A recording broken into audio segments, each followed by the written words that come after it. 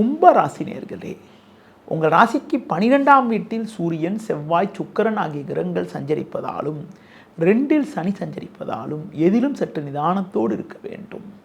தேவையில்லாத அலைச்சல்கள் ஏற்படும். உடனிருப்பவர்களால் நிம்மதி குறைவு ஏற்படலாம். பேச்சில் சற்று நிதானத்தோடு இருப்பது நல்லது.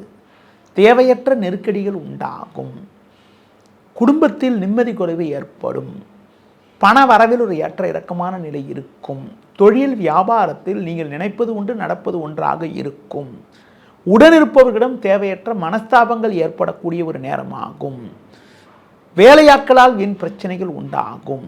உத்தியோக ரீதியாக பார்க்கின்ற பொழுது அதிகாரியிடம் பேசுகின்ற போது சற்று பொறுமையோடு நிதானத்தோடு இருக்க வேண்டிய நாட்களாக வருகின்ற நாட்கள் இருக்கிறது.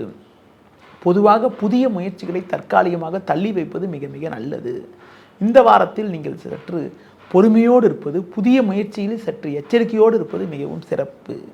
எந்த நாட்கள் உங்களுக்கு ஒரு சிறப்பான நாளாக இருக்கும் என பார்த்தால் 18 ஞாயிறு, 21 புதன், 22 வியாழன் ஆகிய நாட்கள் சிறப்பான நாளாக இருக்கும். இந்த வாரத்தில் எந்த நாட்கள் உங்களுக்கு வளர்ச்சியை தரக்கூடிய நாட்களாக இருக்கும் என பார்த்தால் 18 ஞாயிறு, 21 புதன், 22 வியாழன் ஆகிய நாட்கள் சிறப்பான நாளாக இருக்கும். இந்த வாரத்தில் நீங்கள் சிவன் வழிபாடு மேற்கொள்வது, முருக வழிபாடு மேற்கொள்வது மிகவும் சிறப்பு.